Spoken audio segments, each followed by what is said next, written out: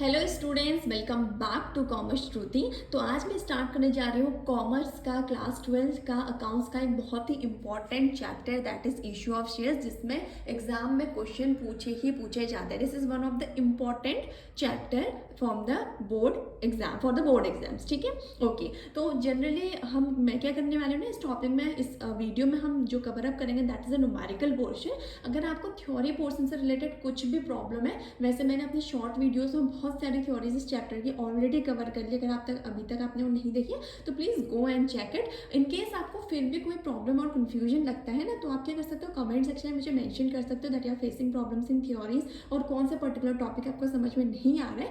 I will provide a detailed video in that particular topic to you. Okay, ठीक है। तो इस video में जैसे कि मैंने आपको बताया, हम सिर्फ कौन सा पोर्शन कवर करने वाले हैं, न्यूमेरिकल पोर्शन। ठीक है, मैं आपको जैसे कि आज मैंने जो टॉपिक लिया हुआ है that is over subscription of shares के केस में कैसे हम एंट्रीज पास करते हैं। नेक्स्ट में जो लूंगी वो call in advance, call in areas. तो ऐसे जितने भी पॉसिबल ट्रीटमेंट हो सकते हैं ना in case of issue of shares, जितने भी पॉसिबल क्वेश्चंस आपसे पूछे जा सकते हैं, मैं सारे के सारे क्वेश्चन, सारे के सारे एडजस्टमेंट्स आपको करवाऊंगी and you will become pro in this chapter. So let's begin with today's topic. Okay, तो सबसे पहले बात की जा रही है ओवर सब्सक्रिप्शन ऑफ शेयर्स। ठीक है, ओवर सब्सक्रिप्शन ऑफ शेयर्स क्या होते हैं, जिन्हें बेसिक पता है ना, दे मस्ट बी अवेयर, उन्हें पता होगा कि क्या होता है जब कंपनी शेयर्स इश्यू करवाती है ना। ठीक है, तो क्या होता है, कंपनी जनरली लेट्स सपोज उसने मार्केट में इश्यू करवाए 30,000 शेयर्स। ठीक है, तो कंपनी ने तो अप्लाई कितने किया, इश्यू कितने करवाए थे, 30,000 शेयर्स। लेकिन कभी कभी क्या होता है, जो शेयर होल्डर्स होते हैं ना, just because of the company के रेपुटेशन की वजह से, उसके अच्छी गुडविल की वजह से क्या करते हैं, उस कंपनी के शेयर्स को बाय करना चाहते हैं। और क्या हो जाता है, हमारे जो एप्लीकेंट्स हैं और या फिर जो हमने शेयर्स इश्यू करवाए थे वो ओवर सब्सक्राइब्ड हमारे पास आ जाती है, उसकी एप्लीकेशंस आ जाती है। कैसे, जैसे कि यहाँ पे लिखा हुआ है, it is a situation where application received are for more shares than the number of shares offered to the public for subscription through prospectus by a company। ठीक है, इजी लैंग्वेज में समझाती हूँ एग्जाम्पल के थ्रू। बोला कि एक company थी जिसने ऑफर किए थे 50,000 shares of ₹10 each to the public. यानी कि एक कंपनी थी जिसने 50,000 शेयर मार्केट में इश्यू करवाए थे और एक शेयर की वैल्यू ₹10 थी। लेकिन जो एक्चुअली हमारे जो एप्लीकेंट्स हैं, जो हमारे शेयर होल्डर बनने वाले हैं, उनकी तरफ से हमें कितने की एप्लीकेशंस रिसीव हो गई, 60,000 शेयर्स की। अप्लाई कितने हमने, इशू कितने करवाए थे हमने, 50,000, लेकिन हमारे पास एप्लीकेशन कितने की आई, 60,000 शेयर्स की। तो ये जो 10,000 का एडिशनल डिफरेंस आया ना हमारा, कि 50 के बदले जो 60,000 एप्लीकेशन हमारे पास आ गई, उसी को हम क्या बोलते हैं, उसी से हम आइडेंटिफाई करते हैं कि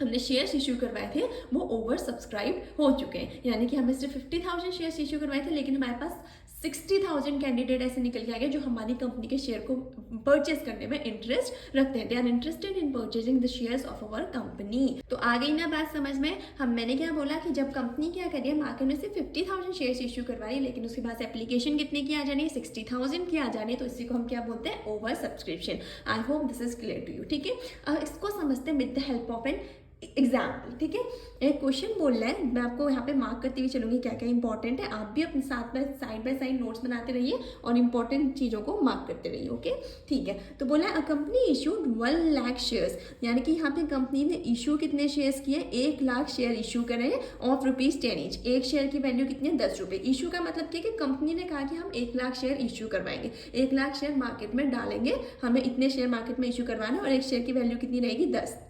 इतनी चीज़ समझ में आ गई। और कंपनी कभी भी क्या करती है ना, जब शेयर्स मतलब अपने शेयर्स को इश्यू करती है, तो कभी भी शेयर होल्डर से लमसम अमाउंट नहीं मांगती। ठीक है, इंस्टॉलमेंट में पैसा मांगती है। तो वही चीज़ हमें बताना है कि पे कर रखे हैं कैसे, जो शेयर होल्डर्स हैं मुझसे कैसे पैसे मांगेंगे, ₹5 एप्लीकेशन के टाइम पे। एप्लीकेशन कब होती है, जब कंपनी ने शेयर इश्यू करवाया ना, जैसे हमने यहाँ कहा था कि एप्लीकेशन रिसीव, हमारे पास कितने की एप्लीकेशन आई थी, 60,000 शेयर्स की। तो यही क्या होता है, एप्लीकेशन बनी होती है हमारी। यानी कि जब जो हमारे इंटरेस्टेड कैंडिडेट्स हैं, इंटरेस्टेड शेयर होल्डर्स हैं, जो हमारी कंपनी के शेयर्स के लिए अप्लाई करें ना, उस समय उनको ये ₹5 देने पड़ते हैं। ठीक हो गया, तो कैसे पे कर रहे हैं, ₹5 on application, 3 on allotment and 2 on call. ठीक हो गया। ये जनरली 3 तरीके की इंस्टॉलमेंट में कंपनी के करके अपने शेयर होल्डर से पैसा मांगी। वो कह रही कि ₹5 जब कंपनी के शेयर के लिए आप अप्लाई करोगे तभी पे कर दोगे। फिर हम क्या करेंगे, नेक्स्ट टाइम आपसे अलॉटमेंट का पैसा मांगेंगे, हम आपको बताएंगे कि आपको पैसा पे करना है। फिर नेक्स्ट क्या प्रोसीजर है कि हम आपको कॉल के थ्रू क्या करेंगे, आपसे पैसा मांगेंगे। ठीक हो गई, समझ में आ गई बात। तो ये 3 इंस्टॉलमेंट में कंपनी पैसा मांगने वाली है। Okay, well and good. Next बोला है कि the shares were over subscribed, यानी कि शेयर्स क्या हो गए, ओवर सब्सक्राइब्ड हो गए to the extent of 20,000 shares. यानी कि हमने इशू तो 1 लाख शेयर किए थे, लेकिन कंपनी के पास टोटल एप्लीकेशंस कितनी आ गई, 1,20,000 की। समझ में आया? ये लैंग्वेज समझना इज वेरी इंपॉर्टेंट। बोला है कि the shares were oversubscribe to the extent of 20,000 shares. वो ये नहीं बोल रहा कि सिर्फ 20,000 की एप्लीकेशन आई, नहीं, वो बोल रहा है एक्सटेंड कर गई एप्लीकेशन आपकी कितने शेयर से, 20,000 शेयर से। यानी कि 1 लाख इशू करवाए थे तो टोटल कंपनी के पास कितने एप्लीकेशन आ गई, 1,20,000। ठीक हो गया? ओके, आगे बढ़ते हैं। इसमें बोल रहा है कि one applicant who applied for 5,000 shares were served with letter of regret and, ठीक है, were serve with letter of regret.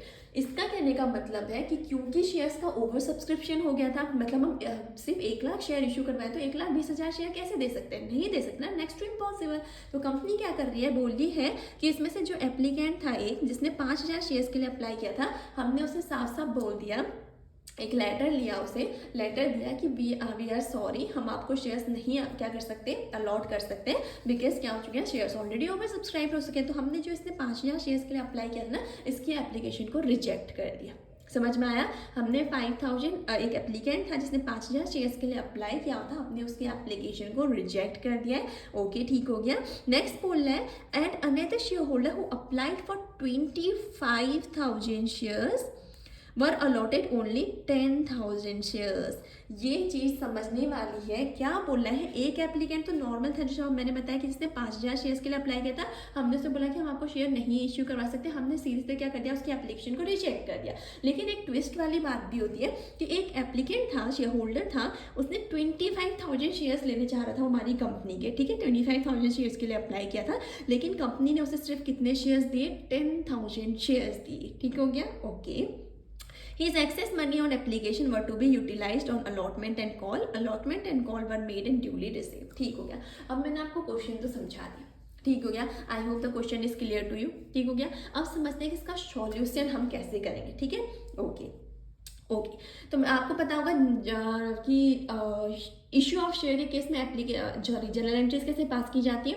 अगर नहीं पता तो मुझे बता देना, मैं अलग से वीडियोस बना दूंगी। पहले हम इस क्वेश्चन की हेल्प से भी वैसे समझ सकते हैं कि जनरल एंट्रीज कैसे पास की जाती है in case of issue of shares. देखो, सबसे पहले मैंने आपको क्या बोला था कि कंपनी क्या करती है, कभी भी लमसम अमाउंट नहीं मांगती, कंपनी इंस्टॉलमेंट में पैसा मांगती है। और जब कंपनी इंस्टॉलमेंट में पैसा मांगती है, सबसे पहले एप्लीकेशन का पैसा आता है, जो एप्लीकेशन अप्लाई करते समय क्या करते हैं, शेयर होल्डर पैसा देते हैं। नेक्स्ट हमारा अलॉटमेंट का पैसा आता है, और थर्ड टाइम हमारे पास कॉल का पैसा आता है। ठीक है, तो पहली एंट्री हम क्या पास करते हैं, ये जो एप्लीकेशन मनी है ना, इसके रिसीव करने की। समझ में आई मैंने क्या बोला, कि पहली एंट्री हम पास करते हैं कि जो कंपनी ने शेयर इश्यू करवाए थे, उसके बाद जो शेयर होल्डर ने अप्लाई किया और उनको पैसा दिया, तो एप्लीकेशन के टाइम पे कितना पैसा आया। समझ में आ गई चीज़? ठीक है। अब क्योंकि हमारे पास क्या आ रहा है, पैसा आ रहा है, ठीक है, डेबिट व्हाट कम्स इन, ठीक हो गया। तो यानी कि हमने क्या एंट्री पास करते हैं एप्लीकेशन टाइम में, सबसे पहले कि पैसा आने की, कि एक्चुअल में कितना पैसा आया। तो उसकी एंट्री क्या होती है, देखो, bank account debit to share application account being application money on 1,20,000 shares at the rate 5 per share received। ये क्या है, आपको भी समझा दी अच्छे से। पहले एंट्री क्लियर है ना, कि क्या हो रहा है, पैसा आ रहा है। हमने शेयर्स के लिए शेयर्स मार्केट में इश्यू करवाए थे, शेयर होल्डर इंटरेस्टेड थे, एप्लीकेंट इंटरेस्टेड थे, उन्होंने हमारे कंपनी को एप्लीकेशन मनी पे किया, उन्होंने अप्लाई किया, और अप्लाई करने के समय पे हमने बोला था कि आप हमें 5 रुपये पे करोगे शेयर का। हमारे एक शेयर की वैल्यू 10 रुपये है, और 5 रुपये आपको पे करना पड़ेगा, तभी हम आपको शेयर अलॉट करेंगे। तो उन्होंने वो 5 रुपये पे किए हैं एप्लीकेशन के टाइम पे। ठीक हो गया, समझ में आई बात? यानी कि टोटल पैसा कितना आया होगा, बताना मुझे। हमने कितने शेयर इश्यू करवाए थे, 1 लाख शेयर इशू करवाए थे, लेकिन हमारे पास एक्चुअली में कितने शेयर एप्लीकेशंस आ गई थी, 20,000 का क्या हुआ था, ओवर सब्सक्रिप्शन। याद रखना, दिस इज़ द थिंग जहाँ पर स्टूडेंट्स हमेशा मिस्टेक करते हैं। ठीक हो गया। सिंपली मेरे पास एप्लीकेशन के टाइम पे टोटल कितना पैसा आया होगा, ये 1 लाख शेयर जो इश्यू करवाए, इन 1 लाख शेयर होल्डर्स ने तो मुझे 5 रुपये पे किए ही होंगे, साथ ही साथ जो 20,000 के एडिशनल एप्लीकेशंस मेरे पास आ गई थी, इन्होंने भी तो पैसा दिया होगा ना, इस होप में कि हमें शेयर्स अलॉट होंगे। तो टोटल जो मेरे पास शेयर्स एप्लीकेशन आई वो कितने की आई, 1,20,000, यानी कि 1 लाख के शेयर्स इशू करवाए थे, इनके लिए तो एप्लीकेशन आई, साथ ही 20,000 शेयर्स के एडिशनल एप्लीकेशन आई थी। तो टोटल कितने एप्लीकेशन आई थी मेरे पास, 1,20,000 शेयर्स को बाय करने की मेरे पास एप्लीकेशन आई थी। और ये 1,20,000 शेयर होल्डर्स ने मुझे क्या किया था, एप्लीकेशन का पैसा भी दे दिया था, जो कि मैंने क्या कहा था कि एप्लीकेशन के टाइम पर आप मुझे 5 रुपये दोगे। तो इन्होंने मुझे क्या किया है, 5 रुपये दे दिए। टोटल कितना हो गया, 12,5 60। तो ये रहा 6,00,000 यानी कि देखो आना कितना चाहिए था एप्लीकेशन के टाइम में, सिर्फ 1 लाख के हिसाब से 5 रुपये 5 लाख आना चाहिए था ना। अगर नॉर्मली मैं कहती कि कंपनी जितने शेयर्स के लिए जितने शेयर्स इशू किए थे उतने की एप्लीकेशन आई, यानी कि 1 लाख शेयर इशू किए थे तो 1 लाख की ही एप्लीकेशन आई, तो कितना पैसा आता मेरे पास, 1 लाख मल्टीप्लाइड बाई 5। लेकिन क्या हुआ, ओवर सब्सक्रिप्शन हो गया, 1 लाख के शेयर्स इशू करवाए थे लेकिन 1,20,000 की एप्लीकेशन आ गई, तो टोटल पैसा मेरे पास एप्लीकेशन के टाइम पे कितना आया होगा, 1,20,000 शेयर्स पे हर शेयर होल्डर ने मुझे 5 रुपया दिया, यानी कि 6 लाख मेरे पास यहाँ पे क्या आ गई, अमाउंट आ गई। क्लियर है ये एंट्री। ये तो क्या थी, अमाउंट जो पहली बार एप्लीकेशन मनी मैंने रिसीव करी ना उसकी एंट्री थी, यानी कि बीइंग एप्लीकेशन मनी, इसीलिए मैंने यहाँ पे क्या लिखा है, 1,20,000 shares at the rate 5 per share received. ठीक है, narration is very important, narration बताता है कि आपकी एंट्री में क्या हुआ है, तो नरेशन को अच्छे तरीके से लिखना बहुत इंपॉर्टेंट है, try to learn a good narration. Okay, ठीक है। अब देखो एप्लीकेशन मनी तो आ गई, अब एक्चुअली में हो क्या रहा है, कंपनी क्यों शेयर इशू करवा रही है, कैपिटल जनरेट कर रही है ना, तो हम क्या करते हैं, इस एप्लीकेशन के मनी को कहाँ ट्रांसफर करते हैं, फिर अपनी शेयर कैपिटल में। तो दूसरी एंट्री सिंपली वही होती है, share capital account, sorry share application account debit to share capital account. अगर ये इन तीनों को आप हटा दो तो नॉर्मल एंट्री यही होती है। ठीक है, नॉर्मल एंट्री हम क्या करते हैं, पहले bank account debit to share application account, जो पैसा मिला उसके बाद इस एप्लीकेशन के मनी को कहाँ ट्रांसफर कर देते हैं, क्या शेयर कैपिटल में ट्रांसफर कर देते हैं। ठीक हो गया, share application account debit to share capital account. लेकिन यहाँ पे ट्विस्ट क्या था कि ठीक है, शेयर कैपिटल अकाउंट में वैसे कितनी अमाउंट जाएगी, अगर आपसे मैं पूछूं, अगर आपको कोई आइडिया होता आप बता सकते हो share application account, sorry share capital में आपकी कितनी अमाउंट जाएगी। देखो शेयर कैपिटल में जो आपकी अमाउंट जाती है ना, वो कौन सी जाती है कि एक्चुअल में एप्लीकेशन के टाइम पे जो हमें पैसा मिलना चाहिए था, तो एप्लीकेशन के टाइम पे हमें कितना पैसा मिलना चाहिए था, 1 लाख के हिसाब से 5 रुपये मिलने चाहिए थे ना, यानी कि 5 लाख।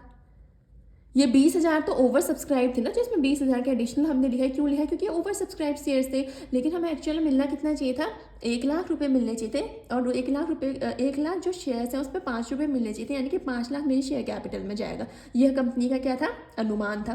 ठीक हो गया, लेकिन क्या हुआ, वहाँ पे हमें एडिशनल मिल गया था, तो अभी देखते हैं उस एडिशनल का हम क्या करते हैं। ठीक हो गया, ठीक है। और एक और चीज़ याद रखना कि जो शेयर एप्लीकेशन अकाउंट है ना, तो वो जितने से यहाँ क्रेडिट हुआ था उतने से यहाँ पे हम उसको क्या करेंगे, डेबिट करेंगे। ओके, ठीक है। तो देखो अब क्या हमारी एंट्री मैच कर रही है, मैंने आपसे क्या बोला कि शेयर कैपिटल में तो मैं उतना ही पैसा डालूंगी ना जितना मेरा एप्लीकेशन के टाइम पे आया होगा। तो एप्लीकेशन के टाइम पे कितना आना चाहिए था, 1 लाख शेयर्स पे 5 रुपये आने चाहिए थे। ठीक है, 1 लाख शेयर्स पे 5 रुपये आने चाहिए थे, लेकिन आए कितने, 6 लाख रुपये आए। ठीक है, तो बाकी का एडजस्टमेंट कैसे होता है, देखो यहाँ पे साफ साफ मेंशन है, जो भी एक्सेस मनी है ना उसे हम एप्लीकेशन में his excess money on application were to be utilised और अलॉटमेंट एंड कॉल। दो कंडीशन होती है, या तो जो भी एक्सेस पैसा आ रहा है ना, या तो कंपनी उसको रिफंड कर देती है या रिटर्न कर देती है उन शेयर होल्डर्स को, या फिर क्या करती है उनके पैसे को अलॉटमेंट में एडजस्ट कर देती है। समझ में आई चीज़, मैंने क्या बोला कि या तो उनके पैसे को अलॉटमेंट में एडजस्ट कर देती है। ठीक है, मैंने आपके लिए यहाँ पे एक सेकेंड वर्किंग नोट बना के रखा हुआ है। ठीक है, देखो अब मैं आपको पहले बताती हूँ कि ये बैंक में टोटल कितना पैसा आएगा, इसको हम फिर देखते हैं। मैं आपको भी क्या बतानी हूँ कि बैंक में टोटल कितना पैसा आएगा। समझ में आई चीज़ कि बैंक में टोटल कितना पैसा आएगा। बैंक में कौन से, मतलब मैंने इसको क्रेडिट किया हुआ ना जो टू बैंक अकाउंट। देखो जब पैसा आया था तो हमने क्या किया था, बैंक अकाउंट को डेबिट किया था, लेकिन जब पैसा जा रहा है बिजनेस से बाहर तो हम क्या करेंगे, बैंक अकाउंट को क्रेडिट करेंगे। और एक कौन सा पैसा होता है ना जो हमें शेयर अलॉटमेंट के टाइम पे मैंने रिसीविंग एंट्री के टाइम पे मैंने 2 बैंक अकाउंट लिखा, ये वो पैसा है जो हम अपने शेयर होल्डर्स को रिटर्न करते हैं। क्यों, क्योंकि हम उन्हें शेयर्स अलॉट नहीं कर पाएंगे, इसीलिए हम उनको ये पैसा रिटर्न करते हैं। ठीक है, तो देखो 2 बैंक अकाउंट में वो पैसा आता है जो हम क्या कर रहे हैं, जो जिस भी कैंडिडेट की या शेयर होल्डर, जिस भी एप्लीकेंट की एप्लीकेशन को हमने रिजेक्ट किया है, हम उसका पैसा वापस करते हैं, तो वो अमाउंट हमारी यहाँ पे आती है। तो सिंपली मैंने आपको एक चीज़ बताई कि यहाँ पे क्या बोला कि 1 applicant who applied for 5,000 share were served with letter of regret, यानी कि हमने इस 5000 शेयर्स के लिए जिसने अप्लाई किया था इसको हमने बोला कि हम आपको शेयर्स अलॉट नहीं कर सकते, तो इसका पैसा हमने यहाँ पे वापस कर दिया था। देखो सिंपली क्या किया होगा, इस पर्सन ने हमें कितना पैसा पे किया होगा, ऑब्वियसली बात इसने 5000 शेयर्स पे सिर्फ हमें एप्लीकेशन मनी तो पे की होगी ना। अभी तो हम सिर्फ यही देख रहे हैं ना कि एप्लीकेशन के टाइम पे भी हमें पता चला कि ओवर सब्सक्रिप्शन हो गया है तो पैसा वापस कर रहे हैं सबका, ठीक है। अभी तो हमने अलॉटमेंट और फर्स्ट कॉल करी ही नहीं है, तो सिंपली इसने कितना पे किया होगा एप्लीकेशन के टाइम पे, 5000 शेयर्स पे इसने 5 रुपया पे किया होगा, यानी कि 25,000। तो ये हम इसको वापस कर देंगे। इसके साथ साथ देखो यहाँ पे क्या बोला, एक शेयर होल्डर था जिसने 25,000 शेयर्स के लिए अप्लाई किया था, लेकिन उसे सिर्फ कितने अलॉट किए, मैंने 10,000 शेयर्स ही अलॉट की, ठीक हो गया। अब क्योंकि उसने 25,000 शेयर्स के लिए अप्लाई किया था, तो जब अप्लाई किया हुआ तो 25,000 में 5 रुपये पे कर दिए होंगे ना, मैंने वही लिखा है कि एप्लीकेशन मनी कितनी मिली होगी इसकी तरफ से हमें, 25,000 पे 5 रुपये, यानी कि 1,25,000 रुपये हमें पे कर चुका था, ठीक हो गया। लेकिन कंपनी ने कहा कि हम सिर्फ तुझे 10,000 शेयर से अलॉट कर सकते हैं, तो एक्चुअल में इसको एप्लीकेशन कितना पे करना चाहिए था, 10,000 पे 5 रुपया, यही करना चाहिए था ना। तो हमने क्या कहा कि इसको एक्चुअल में एप्लीकेशन के टाइम पे 10,000 पे 5 हमें इससे लेना चाहिए, क्योंकि हमने इसको बाकी के शेयर्स तो अलॉट ही नहीं किए, तो इस हिसाब से इसको सिर्फ 50,000 पे करना चाहिए था, और रिमेनिंग जो 75,000 है हम इसको वापस कर देते, यही होता ना। मैंने क्या बोला कि कंपनी ने जब इशू करवाए थे शेयर्स, तो इस शेयर होल्डर ने कहा था मुझे इस कंपनी के 25,000 शेयर्स चाहिए, तो इसने 25,000 में 5 रुपये पे करके 1,25,000 का क्या करा था, पेमेंट कंपनी को ऑलरेडी कर दिया था। लेकिन कंपनी ने कहा कि हम इसे पूरा 25,000 नहीं दे सकते, हम इसको सिर्फ 10,000 शेयर्स अलॉट करेंगे। तो कंपनी को उस हिसाब से इस 10,000 पे 5, यानी कि सिर्फ इसके 10,000 के हिसाब से 5 रुपये एप्लीकेशन का अपने पास रख के बाकी 75,000 इसको रिटर्न कर देना चाहिए था, ठीक है। लेकिन कंपनी ने ऐसा नहीं किया, कंपनी ने कहा कि हम इसका जो एडिशनल पैसा है इसके अलॉटमेंट मनी भी पे करेंगे, इससे फर्स्ट कॉल मनी भी पे करेंगे, उसके बाद जो पैसा रिमेनिंग होगा हम इसको वापस कर देंगे, ठीक हो गया। फिर जब अलॉटमेंट पे करने की बारी आई तो फिर से कम ये क्या करेगा, ये पर्सन ये अलॉटमेंट में 10,000 के हिसाब से 3 रुपया पे करेगा, क्योंकि अलॉटमेंट के टाइम पे कंपनी कितना रुपया मांगेगी अब अपने शेयर होल्डर से, 3 रुपया। टोटल 10 रुपये है ना शेयर की वैल्यू, 5 रुपये उसने एप्लीकेशन के टाइम पे मांग ली थी, तो इसने भी 10,000 पे 5 रुपये के हिसाब से इसको 50,000 रुपये पे करने थे उस समय। अब क्या हुआ कि जब अलॉटमेंट की बारी आई तो इस कंपनी ने इसका अलॉटमेंट का पैसा भी काट लिया, ठीक है। इसने कहा कि हम इस 10,000 पे तो तेरा 3 रुपया अलॉटमेंट का भी काट रहे हैं, तो उसने क्या किया 10,000 का के हिसाब से 3 रुपया अलॉटमेंट का भी काट दिया। अब जो रिमेनिंग है वो कितना रह गया इसके पास, 45,000, यानी कि कंपनी के पास अभी भी इसका 45,000 रुपीज़ पड़ा हुआ है, जो कि कंपनी ने रिटर्न नहीं किया था। क्यों रिटर्न नहीं किया था, क्योंकि कंपनी ने कहा था कि हम इसका पैसा एडजस्ट करेंगे कब, अलॉटमेंट और फर्स्ट कॉल में, ठीक है। तो अलॉटमेंट पे करने के बाद भी जब कंपनी के पास पैसा बच गया ना, तो नाउ कंपनी ने कहा कि हम इसके फाइनल कॉल का भी पेमेंट कर देंगे और जो रिमेनिंग पैसा होगा वो इसे वापस कर देंगे। तो वही चीज़ हुई कि लास्ट में कंपनी ने इस 10,000 शेयर पे इसके 2 रुपये जो कॉल का मांगती है वो भी क्या करा, यहाँ पे इससे ले लिया, यानी कि 10,000 पे 2 यानी कि 20,000 इसने ले लिया। अब जो रिमेनिंग अमाउंट बची वो कितनी बची, 25,000। अब देखो एक शेयर जो कंपनी का 10 रुपये का था, ये जो 10,000 शेयर जिसको अलॉट की थी ये 5 रुपये एप्लीकेशन का भी पे कर चुका है, 3 अलॉटमेंट का और 2 फर्स्ट कॉल, सारा का सारा पेमेंट पे कर चुका है। समझ में आ गई बात, ठीक हो गया। तो सारा पेमेंट करने के बाद भी 25,000 रुपये जो बच गया, अब ये 25,000 को कंपनी क्या करेगी, वापस कर देगी इस शेयर होल्डर को। समझ में आया। तो 2 अमाउंट यहाँ पे रिफंड हुएंगी, एक ये 25,000 जिसको हमने शेयर ही अलॉट नहीं करे थे, हमने उनकी एप्लीकेशन रिजेक्ट कर दी थी, इन्होंने भी 5 रुपये दिए थे यानी कि 25,000, और सिमिलरली ये जो 25,000 शेयर्स के लिए जिसने अप्लाई किया था उसे हमने सिर्फ 10,000 शेयर्स दिए, तो उसकी एप्लीकेशन अलॉटमेंट और फर्स्ट कॉल पे करने के बाद जो 25,000 बच गया, अब ये पैसा हम क्या करेंगे, इस शेयर होल्डर को वापस कर देंगे। तो टू बैंक अकाउंट में जो अमाउंट आएगी वो कितनी आएगी, 50,000।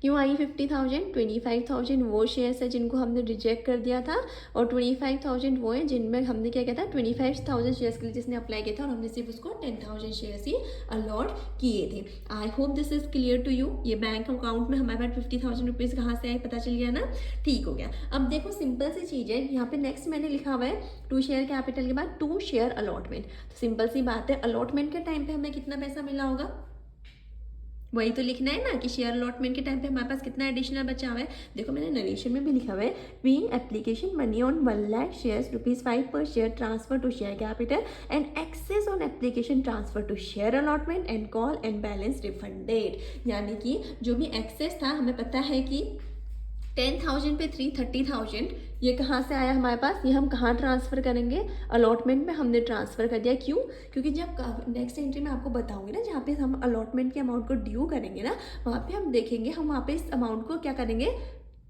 डिडक्ट करके शो करेंगे। अभी के लिए इतना समझ लो कि शेयर अलॉटमेंट में कौन सी अमाउंट आएगी, ये जो हमें ऑलरेडी अलॉटमेंट का पैसा मिल गया कितना 30,000, और शेयर फर्स्ट कॉल पे कौन सी अमाउंट आएगी, जो ऑलरेडी हमारे पास फर्स्ट कॉल का पैसा हमें मिल गया कितना 20,000।